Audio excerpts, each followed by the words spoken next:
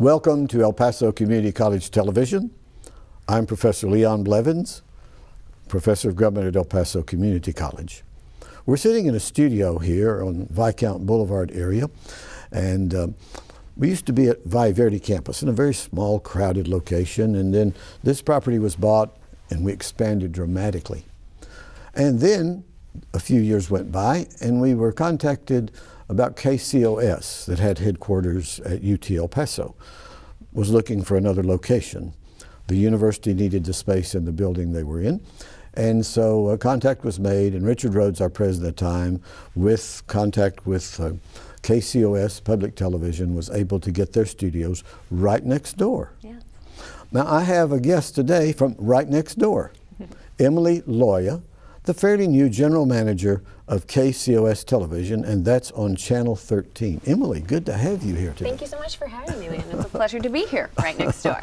Yeah, well, I've seen you in back and forth in the hallway and so on, and haven't really gotten acquainted with you. Now I can get acquainted with you. Yes, most definitely. And find out. Let's talk a little bit about you as a person and how you got into some of this, and then we'll talk some about the history of KCOS and some of the programming of KCOS. Tell me a little bit about it. Who are you? Where are you from? Where did you go to college or whatever? Okay, great.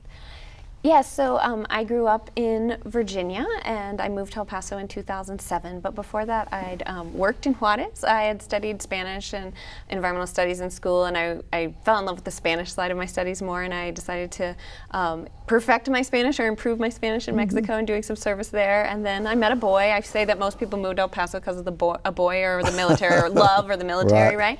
Well, mine was love, and I moved away for a bit and did some things in Boston, but then I came back to El Paso, and then we dated some more, and I got married. My first job in El Paso was at United Way, working in nonprofit sector, and then I also did some corporate marketing for New York Life, and I got to a point where I really wanted to be back in the nonprofit world and on a leadership role, and had some contacts that were on the KCOS board, and was talking about opportunities there and where the station was and where we were hoping to head with it.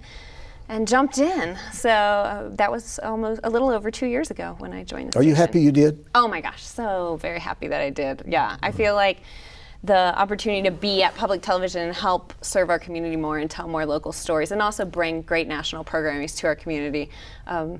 It's just a joy. There's never a time where it's slow. There's always more to do, and it's really exciting. It helps us to connect all across, from kids and education. We were just doing a field trip this morning at the studio for 3rd to 5th graders, and to people of all ages in our community that enjoy different aspects of public television. Well, I know this is your show. I'm interviewing you, but you might like to know a little bit about the early history of this. Of course, because I'm always learning more, so I really enjoy that. Okay, I was teaching at Texas Tech in Lubbock, Texas, 1967 to 70, and they had a public television station, and we loved it. There was Sesame Street comes on and all of that, and our children were young and watching Sesame Street and Mr. Rogers' Neighborhood and all those kind of things. Then I moved to West Texas State University near Amarillo, and they had a public television station there. And then I accepted this job in 1972 and came here. They had no public television. TV, right? It was like withdrawals. What am I going to do? And then we heard that Las Cruces, the University of New Mexico at Las Cruces, had started a public television station. We got on cable. I believe it was Paragon Television or something, Paragon Cable, and paid for that, so we were able to watch some of those programs, but we still did not have one here.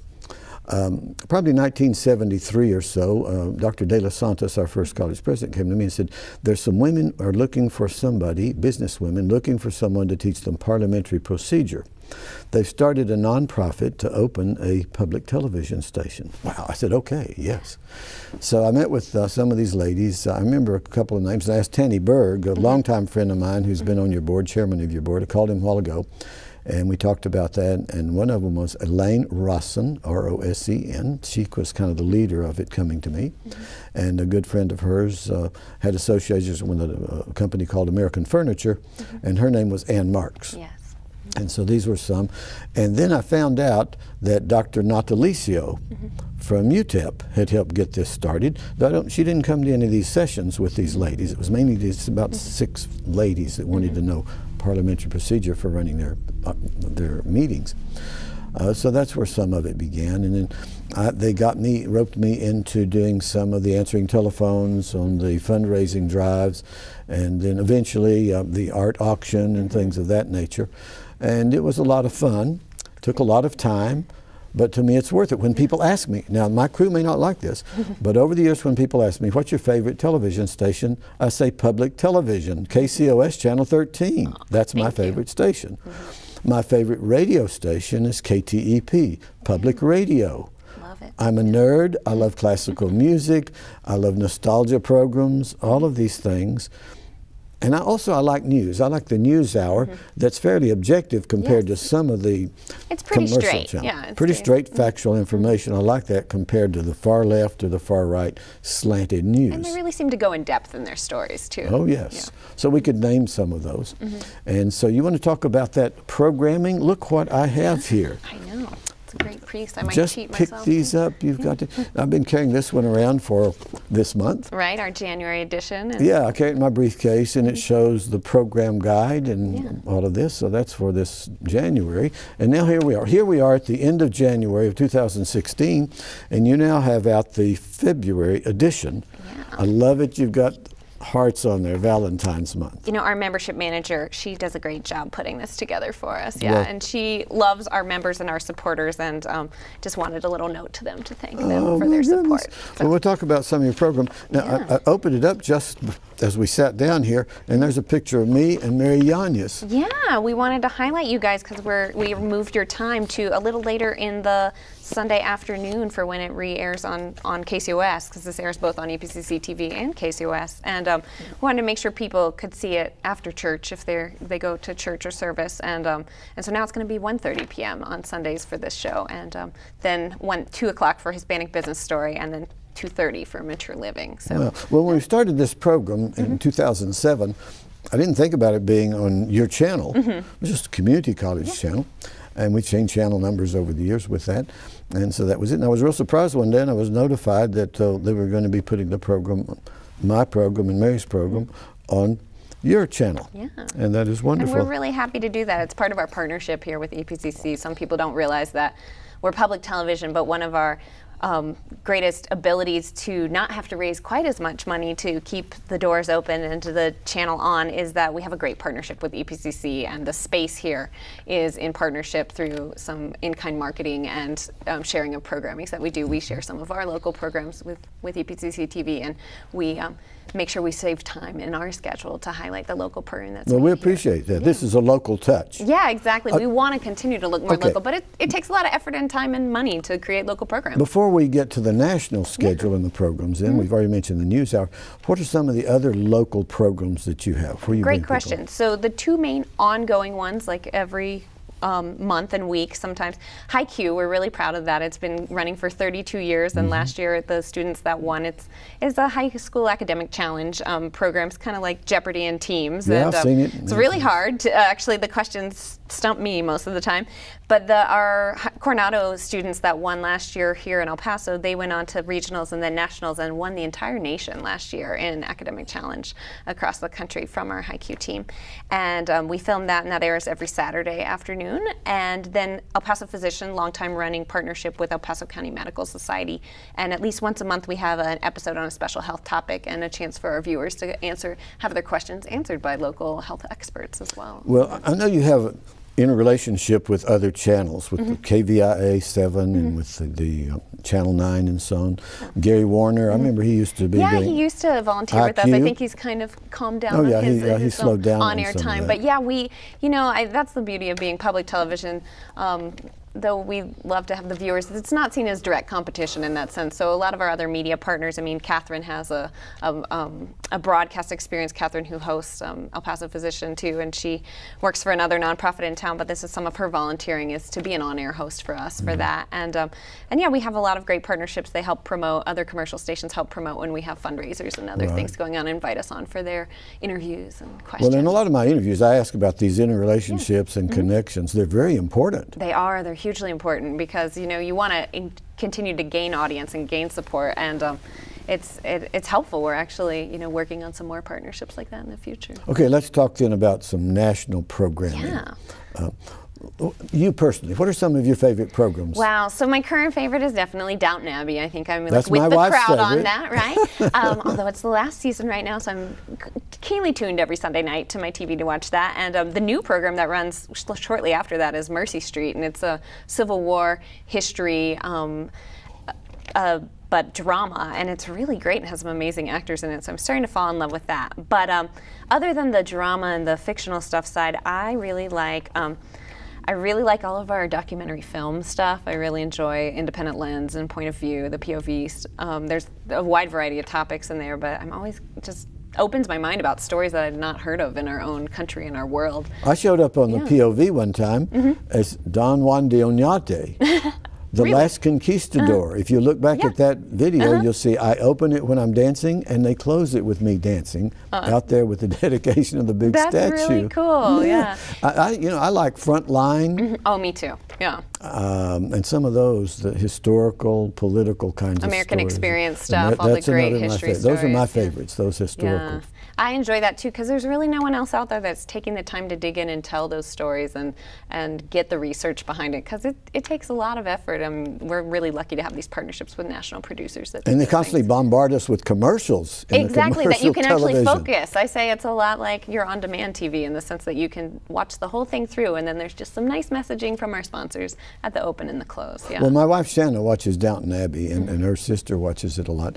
And she was missing some, so she went out and bought some back episodes on Blu-ray. Yep. So she could see the whole series, and now she's watching the current series. That's good. I know I had a friend who told me she caught up all during her maternity leave, and now she's on her edge watching season 6. Yeah. Okay, let's talk about some of these special programs, musical programs by some of these artists, great artists, orchestral, flamenco type things and so on, and then you sell some of these, or you give some away as premiums. Yeah. Talk about that. Yeah, so those are during our pledge drives. We're thankful to have partnerships where we have mainly musical shows that are produced, like everything from classical music or opera, different pieces like that, to pop and nostalgia music, different types. And as part of our thank you gift to folks when they pledge in support of the station and make their gift, that we have, they could get a DVD, a CD, or sometimes there's even books or other related stuff to the programming that they're watching. Yeah. So some of those we do live in the studio with local folks, and some are produced nationally and we air those. But all the support stays locally here to the station. Yeah. Okay. Well, then tell us about the art auction. You're always needing to raise money. Oh, we are always raising money, right? So each year we do our art auction, which is so much fun. And we're in the process of still having art submitted. So we've turned it into a juried show. So our artists also get recognized. We have some prizes and thank yous for our artists. And we have over 120 pieces that usually show in our art auction each year. It's over the weekend. This year it's going to be April 16th and 17th. And it's coming up soon. I can't believe it's already going to be the end of spring before we know it. And it's 2 full days, and folks can bid on art, and it's all mainly local art. And then we do get some special art from Hal Marquez's gallery from some of our early El Paso artists as well that are really So special you're always pieces. looking for donations. Most definitely donated art, and it's a great chance to have your art highlighted. And we talk about the artists on air, and we even have some of those artists come in and share about their art on TV. And it's a lot of fun, and we have on-air volunteers too to answer phones to help sell the art, all the different pieces. Okay, Yeah. I've worked on the phone bank before on a variety of these. Give us a telephone number or an email or whatever you want to, so people can volunteer and be a part of Oh, it. that's great. So our main line you can call at 915-590-1313, and you can ask about volunteering. Usually you'll talk with Sheila, she's our membership manager and also manages most of our volunteers. And you can also email us on our website at kcostv.org. There's a section on volunteers, but you can email at kcostv@gmail.com too. What do you find in the way of response as some of these people, and I know what I was hearing, what do you hear from some of these people after they do that for a couple of hours or so and they're leaving? What do they say to When you? they're answering the phone? When they're answering the phone, and then they tell you about some of their experiences. Oh, well, it varies. It depends on whether it's art auction or pledge drive, I guess. But pledge drive, they usually say how much people say that they really are thankful because they've already made the initiative to call in and support. Right. But they also say, wow, that's a lot of work. I'm glad I don't have to do this every day and answer the phones. Yeah. It is a lot of work. Yeah. Another one that's a big favorite Yeah. with your programming is Antiques Roadshow. It is a big favorite. Yeah, they came in, was it 2011 here in El Paso? It was before I was at the station. Yeah, your but previous manager called me one day and said, Blevins, you're kind of a celebrity here. We want you to be in the Antiques Roadshow. I said, okay, what do you want me to do? And he told me to do a certain time to show up. I think it was a Friday evening or something. And so a bunch of us in the room that volunteered, and he was working the telephones. And so at one point they said, we need one team of 5 people to be at the front door. And then we need some teams to direct people to the different locations. Yeah, there's and a lot of logistics at with those that. locations. And so the big items are going to be brought in the night before, and then the moderate size and small items would be brought through. I said, okay, I want to volunteer for being at the front door. I'm an outgoing person. I want to be at the front door. So they gave us our shirts, our T-shirts. We'll weave in a picture of this particular thing. I'm there with an Antiques Roadshow sign. So as it turned out, the next day, they needed 4 people at the front in the lobby to direct people to these different groups. And then I said, okay, I'll be the one at the door. All day long, I stood there at the front door, holding the door while people came in. What a good volunteer. As people were coming up, I was saying, I'm the first antique you're seeing today. Yeah, with my beard and my top hat, my Texas Gambler hat and so on. And some of them started saying, no, I've already seen an antique. I looked in the mirror this morning. So I got up with them, and then some of them, I was playing some music, and they wanted to dance with me. I said, when you're coming out, come by and I'll dance with some of you ladies. And so we did that, and we had a wonderful time. We'll weave in a picture or two so they can. That's so fun. They just recently re-aired our El Paso episodes too at a national level. As it turned out, when they showed it locally, I showed up on it. But when they did it nationally, it got clipped. They were shortening their time frame or something, whatever they were doing. That's the art of television. It is, editing. A lot of things end up on the editing room floor. Especially digital television. Have I overlooked some of the major things about this? Well, you know, there are some other things that we're doing. We're continuing to take our public television beyond the screen even more, because we find that people watch TV in new ways, right? Not everybody has appointment TV anymore. So we also have a digital series that we've started that helps partner with local filmmakers. So we actually seek applications from local filmmakers. It's called Only in El Paso, and we've done it for 2 seasons, and we'll be doing a 3rd season this year. And they're all short video stories about people, places, experiences you can find only in El Paso. Like J. Arms. J.J. Arms, yeah, it's one of the best famous episodes, detective. I'd say. Famous detective, and it's a private tour of his home and an interview with him, and he talks about how he tragically lost his arms and tells that story, as well as you just get to see behind the scenes at his home, which not everybody gets the chance to do, and that film takes them there. And there's lots of other great episodes: the Downtown Art and Farmers Market, Waco Tanks, Sonic Ranch, the music production facility out in Tornillo. A lot of behind the scenes stuff that's really cool, and just there's a feature on Ho Barron, one of our great sculptor artists here in El Paso. Lots of great stories that when I share them just with local El Pasoans, a lot of them say, I never knew that. And it all lives online and on YouTube, and we usually at the end of each season then air them on KCOS all together as well, since they're pretty short, 3 to 5 minute videos. Well, our vice president over this, Jenny Herron, who's on your board, she kept urging me to do an interview show. And Mary Yanez, in the senior adult program, she's already doing one. Eventually I gave in and I said, okay, I'll do one a week, and we've been doing it since 2007. And over the years now, more and more people are coming up to me, including 4 yesterday and 2 this morning, saying they watch my show. Oh, that's now, great. not all of them say they watch it every time. Yeah. But they watch the show and they enjoy the show, and they'll say what you just said. I didn't know that about El Paso. I didn't know that was here. Yeah. And some of them, and some of those are on YouTube now. I've seen some of them Okay, on YouTube so we're on as well. YouTube, and I have some on the reserve counter at the El Paso Community College and the Valle Verde campus. They can go watch some of those. And some will say, oh my gosh, I watched your program about McGoffin Home. I didn't know about McGoffin Home. Yeah. I'm We have going to so go many there. gems in our community. Yeah. The Holocaust Museum, the International Museum of Art, the Pancho Villa room, the Juarez room, and things like that. And so that's what it's about, little niches out there, just little flashes. That's why I call my program Perspectives El Paso. We've had other professors in the past in government. They just did programs on government and politics. Yeah. But I told Jenny when I said, I'm going to do a show, I want it to be about El Paso, not just politicians, not just the mayor and city council and all those. I want to let people know what's going on in El Paso, Texas.